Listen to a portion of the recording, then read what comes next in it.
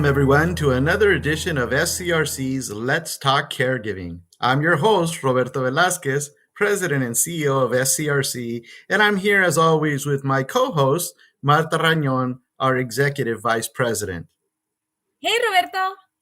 Our special guest is Gabriel Castro. Gabriel has spent over 20 years in the world of entertainment at media companies such as Univision, Intravision, Uniradio, Radio Latina, and in 2012, he founded Agenda San Diego with the vision to connect with Latinos and provide them with useful information, resources of interest, and entertainment.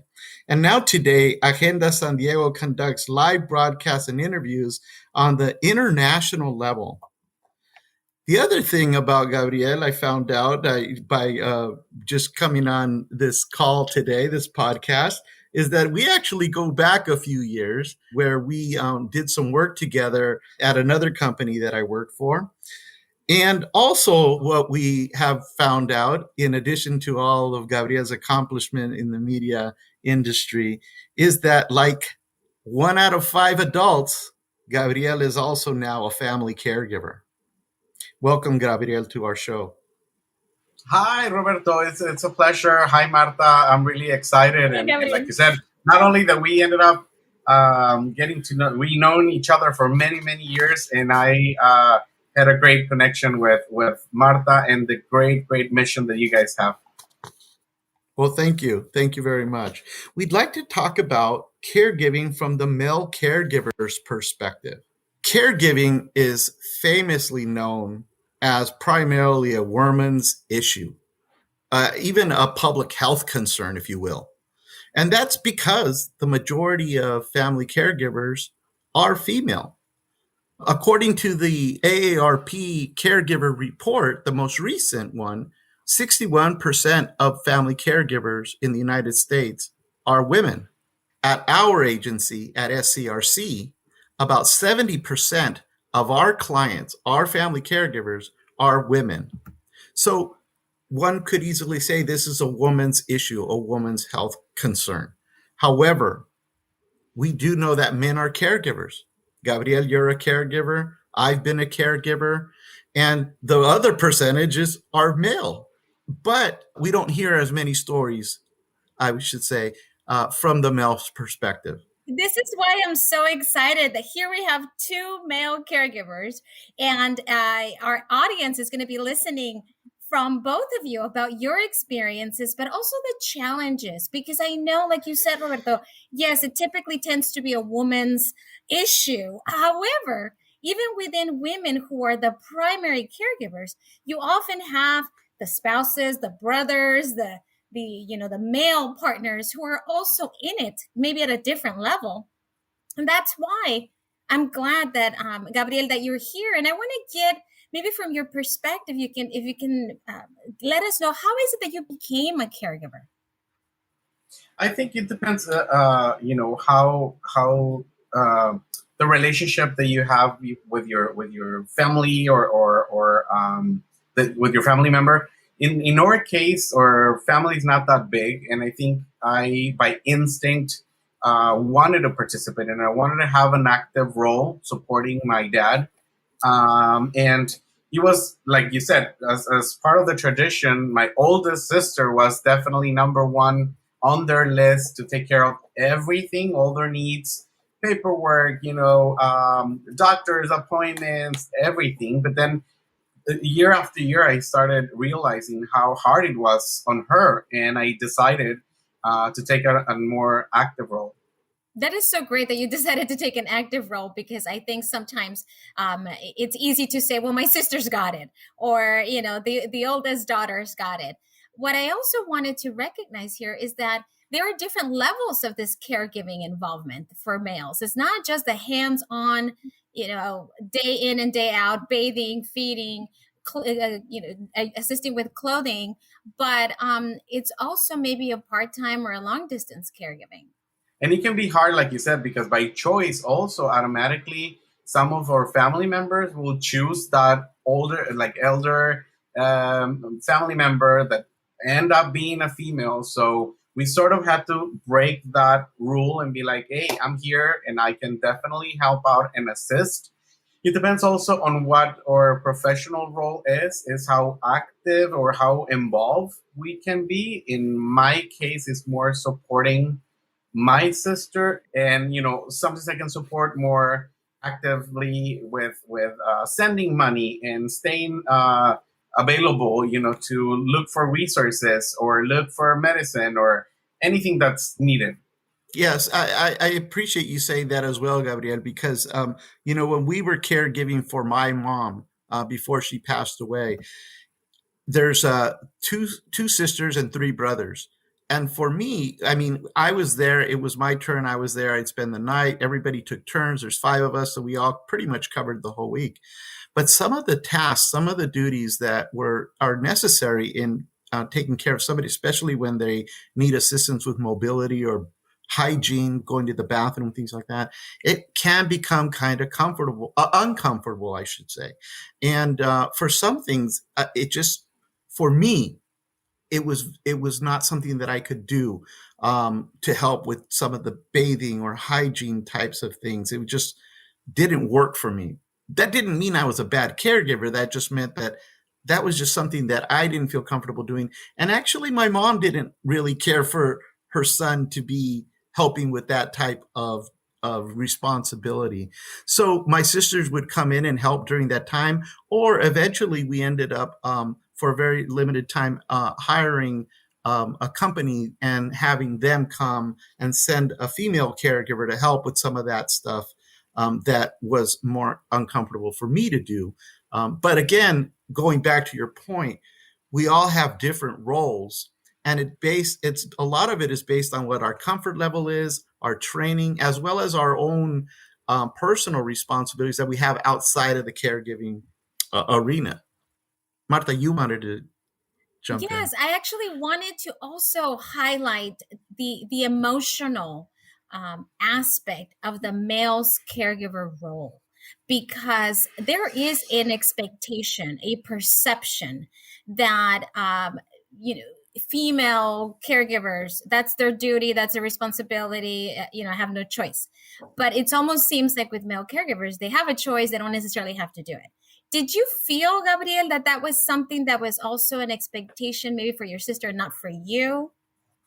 I think I definitely reached a point where I had to do a change on my mindset. I think seeing the needs and seeing how started definitely to feel a little more burnt out with this Mm-hmm. responsibility.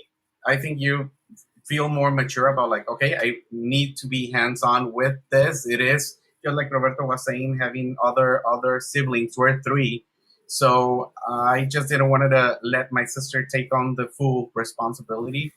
So it was more on myself. I mean, there's definitely, especially being born raised in the Latino community, there's definitely people looking at you like, okay, how are you contributing, and what are your 2 cents here? But I don't think I Mm-hmm. paid attention too much to that. It was definitely more of an organic, just responsible thing to do. And in our case, also, I mean, for a short period of time, I was a direct caregiver, but then at some point we had to do a change, and it's long distance now. So, we're talking about caregiving from a male's perspective. And one of the things that I wanted to point out is that many of the male caregivers are actually caring for a spouse. And that usually means that they're elderly themselves, along with their spouse, oftentimes in their 70s or 80s. And you think about men and that generation, especially, kind of the older generation of caregiving or that cohort. And, they've been ingrained in their lives, and many of us too.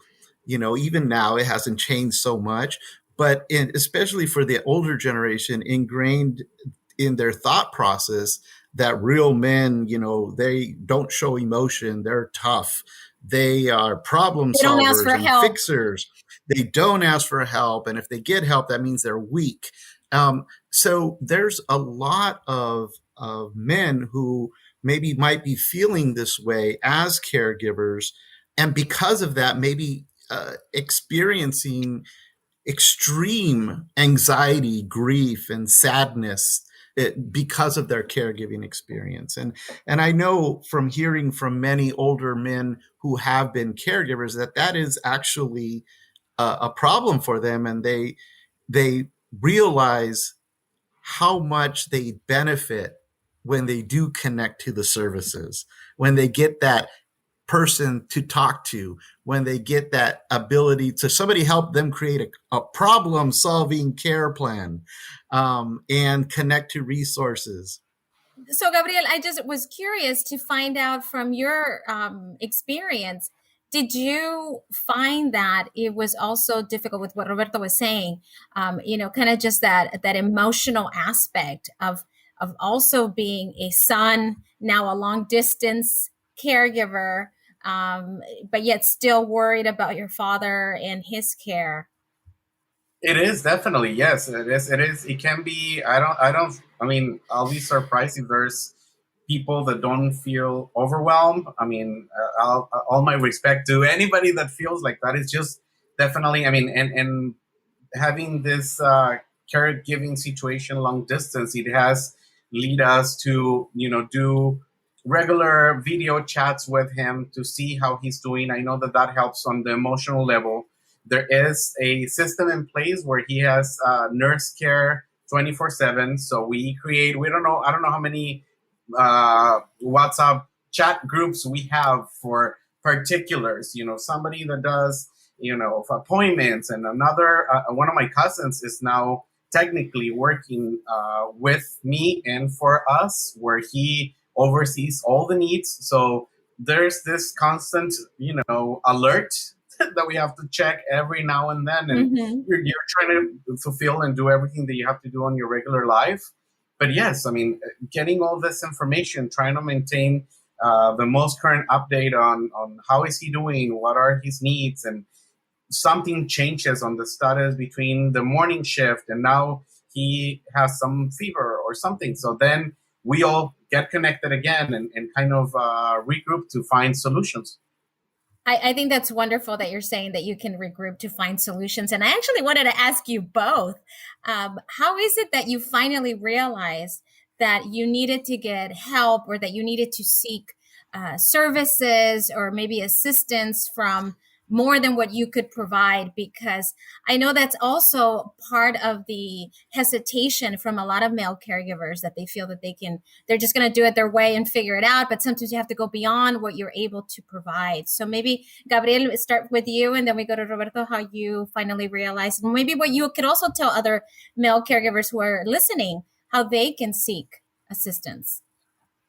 Like you said, and we've talked in the past, Martha, I think the complicated part is just all this culturally relevant things that sometimes even the family member do not want to have any strangers or people coming home and talking to them and having this relationship. So it starts with that. Like, I mean, we do have this need, and you have to recognize this so I can provide and look for help. And then after you get approved on that, then you're a little bit more cleared in order to see what the new plan is, especially talking to your family members. Yeah, thank you. For me and my family, having worked in this industry for such a long time, I knew I was going to want to work with everybody to develop a care plan especially for my mom, who we were the caregivers for. My dad, who passed away before her, it was very sudden, so it wasn't really a caregiver role. But for my mom, I knew we were going to have to put together some type of plan, and I realized we were going to need help, outside help, because we had our first family meeting, and it went all over the place. And all of a sudden, and we are all very close. We're still all very close, all the siblings, all my brothers and sisters. And we get together and we have dinners and parties, and we're always fun and having great time. But all of a sudden, it was about the care of my mom, and there was just conflicting ideas. and expectations. And I just said, whoa, before we destroy our family, because we're all trying to do the best we can, but from coming from different perspectives, we need to get some help. So I actually solicited the help of our staff, our professional clinical team, to help guide me and guide them on how to like host a family meeting, how to develop the care plans, and then, things of that nature. But it was really important for me to get the professional help from Southern Caregiver Resource Center to help with my family situation. And I was the head of the organization. Well, that helps. And I think that when we are finding ourselves in this situation, it is important for our listeners to know that asking for help is not a sign of weakness. And I know Roberto says that all the time in the podcast, but it really isn't. It doesn't make you a lesser person because you're asking for help, or a lesser man because you are eliciting the support of somebody else. So I'm glad to hear that both of you definitely realized that you needed to ask for help, but also to change your mindset and to really look within each other and say, okay, this is how we can deal with this situation. Well, and I think it's really important because I think for many men, problem solving, fixing something is just, something ingrained. And that's how I think many of us feel like we're contributing. We're trying to help. We're trying to fix something, even though a lot of times you say, I don't want you to fix me. I just want you to hear me.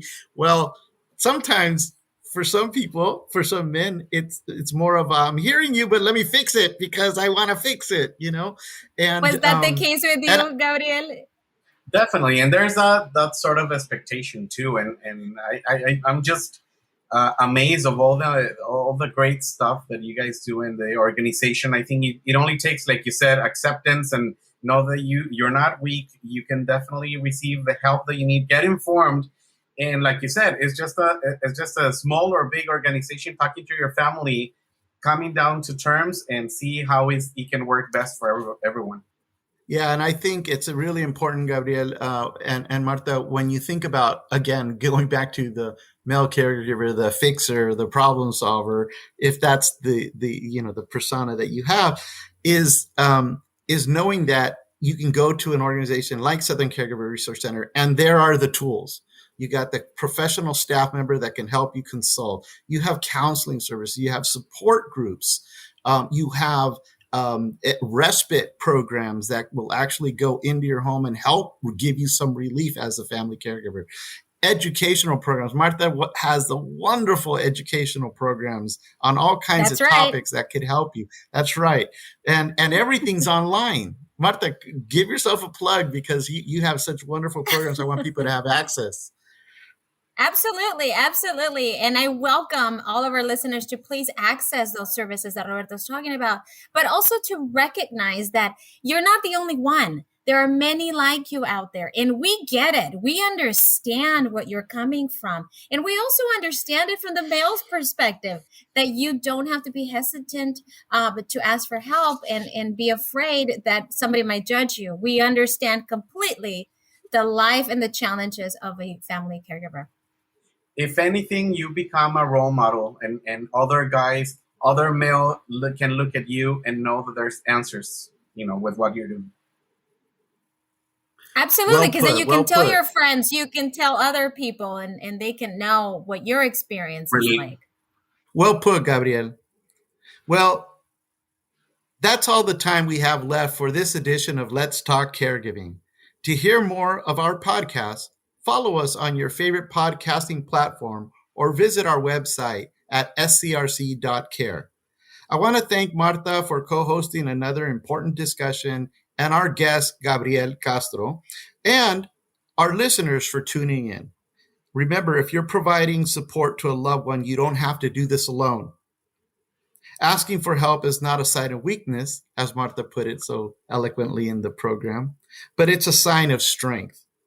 To connect to our programs and services currently available through secure virtual platforms, please visit our website at scrc.care or call us at 1-800-827-1008.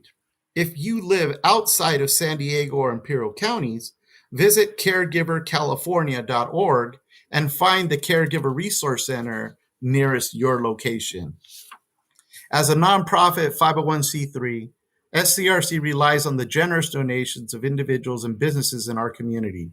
To support our efforts and make a tax-deductible donation, please go to scrc.care and click on the Donate tab. And remember, SCRC is here for you, caring for those who care for others.